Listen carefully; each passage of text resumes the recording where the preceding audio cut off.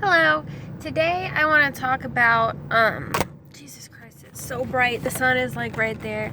I guess you could see me better no, you can't see me better that way. Okay, fuck it. Sorry. Today I want to talk about abusive relationships. And I might make another video based on the fact that I'm only on my break and I don't have that much time. But I can at least get a little intro and get started on the topic. I want to talk about abusive relationships. And I want to talk about,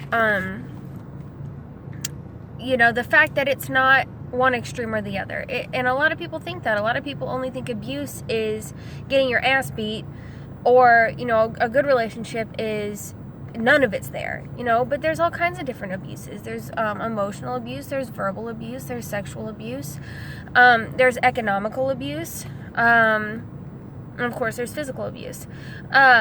And most of the time abuse starts off with the other person in the relationship blurring the line, if that makes sense. I'll explain it if it doesn't.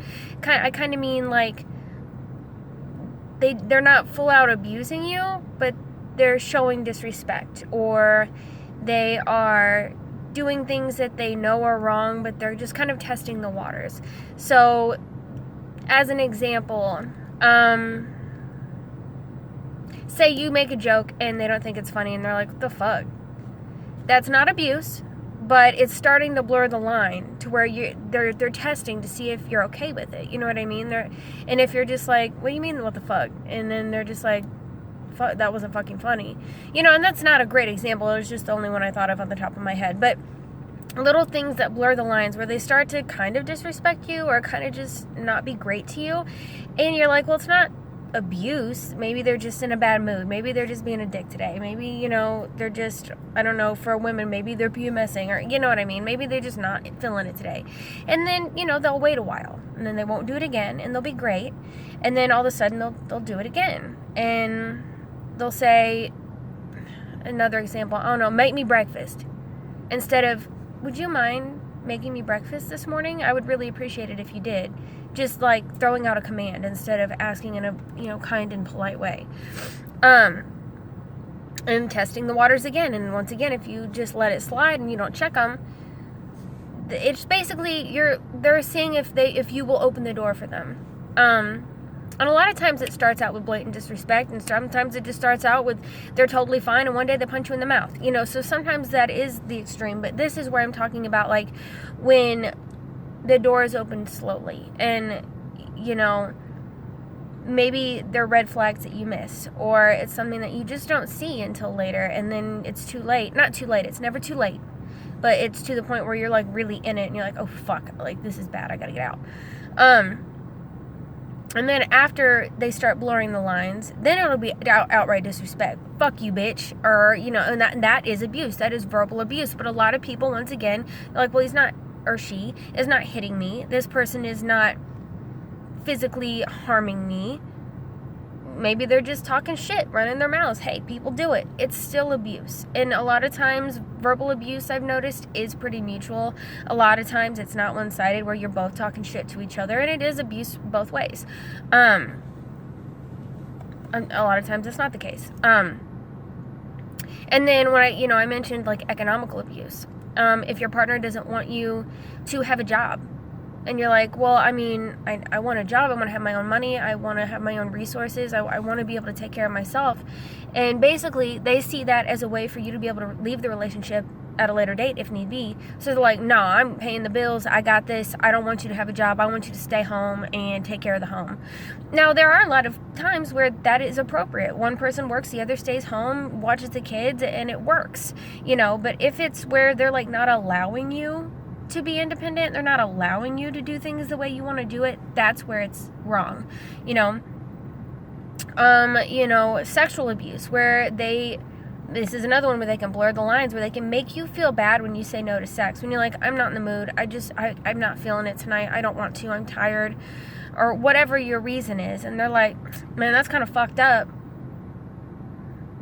This is my body, and if I don't feel like having sex right now, you can go fuck off. You know what I mean? And that's not a good way to approach it. Sorry, that's just me being feisty. But but they can blur the lines and just make you feel bad about not sleeping with them, or they'll ask you to do something and you're like, I don't really feel comfortable with it, but they're like, come on baby, like just do it, just try it, come on. It's like, no, I already said no. Like, you hard of hearing?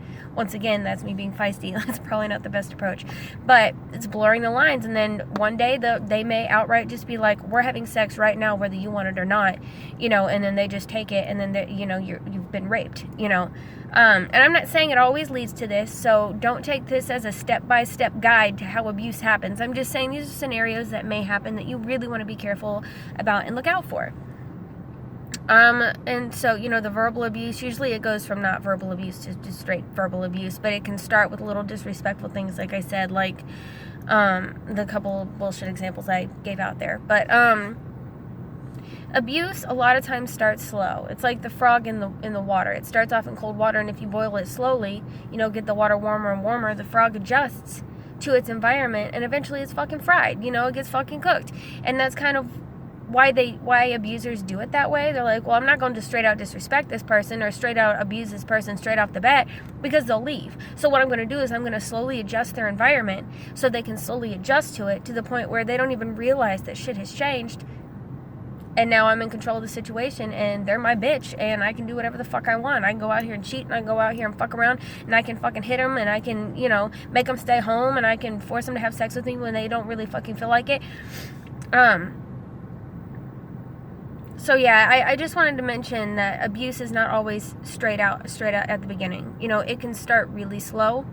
It can start with just blurred lines, sly little comments, them not sticking up for you around like their friends. It can just be, all I'm saying is look out for the red flags, because I promise that they're there, and I promise that they will show you if you're willing to look at them and not ignore them. And I think the next video I will make might be about steps you can do to leave a situation, because sometimes it is incredibly hard to leave an abusive relationship. I've been in abusive relationships, so I'm speaking from experience with all of this.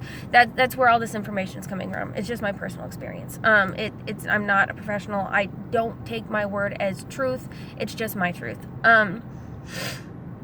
So yeah, I think the next video I'm gonna make, and I'll probably make it on my lunch, I'll do a 2 for today, will be about how to get out of, or ways to possibly get out of an abusive relationship, because like I said, it can be really hard. I mean, they can literally have, be doing criminal confinement and not letting you leave the home, because that's happened to me as well, to where you try to leave and they block the door, and there's nothing you can do. So yeah, my next video is going to be, I've decided, my next video is going to be about steps you can potentially take to leave a situation that is dangerous, or just abusive, or it's shitty and you just don't want to be there anymore, fuck it.